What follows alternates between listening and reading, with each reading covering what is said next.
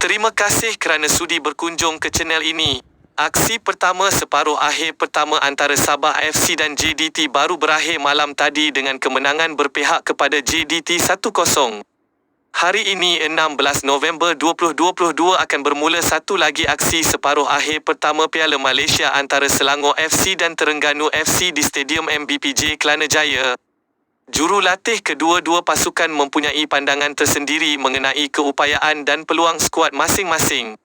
Seperti yang disiarkan oleh Sinar Harian 15 November dari sumber bernama memaklumkan pengendali Terengganu FC TFC, Nafuzi Zain mengakui rekod 7 perlawanan tanpa kalah Selangor FC di bawah bimbingan bekas Ketua Jurulatih Kebangsaan, Tan Cheng Ho menjadi cabaran getir buat skuad penyu.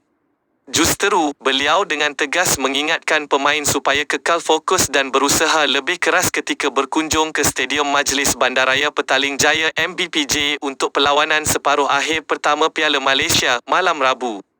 Menurutnya, skuad The Red Giants di bawah kendalian Cheng Ho telah menunjukkan peningkatan mengagumkan dengan corak permainan lebih tersusun dan meyakinkan yang pastinya menggerunkan pihak lawan.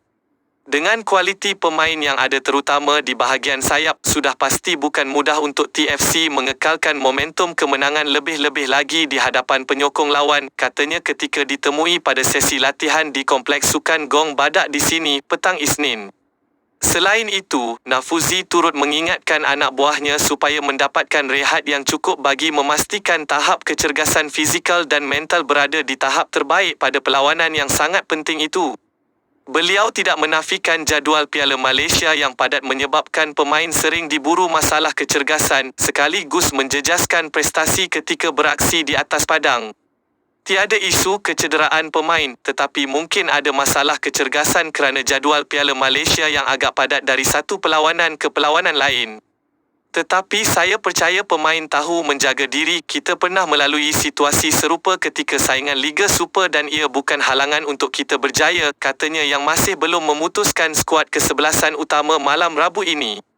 Sepanjang penganjuran Piala Malaysia, skuad penyu hanya pernah sekali menjulang trofi Piala Malaysia iaitu pada 2001 manakala Selangor menjadi pasukan paling banyak mencipta kemenangan iaitu 33 kejuaraan dengan kali terakhir pada 2015.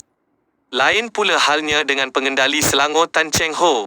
Berita Harian 15 November melaporkan beliau berpendapat kemelut yang sedang melanda Terengganu FC TFC membabitkan pengendalinya, Nafuzi Zain dan barisan pengurusan sama sekali tidak akan membuatkan pasukan itu hilang kuasa menjelang separuh akhir pertama Piala Malaysia malam esok. Justeru, beliau mengakui situasi itu tidak memberikan kelebihan buat anak buahnya bagi aksi di Stadium Majlis Bandaraya Petaling Jaya MBPJ dengan tumpuan seharusnya diberikan kepada persiapan pasukan sendiri. Saya tidak anggap itu satu kelebihan kerana apa yang penting adalah pemain tahu tugasan mereka yang cukup penting bagi aksi separuh akhir ini. Sudah tentu pemain juga mahu layak bermain di pentas final. Itu adalah pentas dengan atmosfera yang terbaik iaitu di final, katanya. Dalam masa sama, bekas pengendali skuad kebangsaan itu turut mengakui pertembungan itu menjanjikan aksi yang sukar buat anak buahnya apatah lagi skuad penyu berada dalam momentum yang sulit untuk dihentikan. Mereka berada di landasan terbaik kerana dalam 13 atau 14 perlawanan sebelum ini, mereka hanya tewas di tangan Johor Darul Tazim JDT pada pentas final Piala FA manakala semuanya dimenangi mereka. Kita perlu pastikan pemain sudah bersedia kerana TFC memiliki keserasian yang begitu baik selain jentera serangan yang kemas serta pertahanan yang mantap. Jadi kita perlu fokus bagaimana untuk menangani situasi bagi menentang TFC nanti, katanya.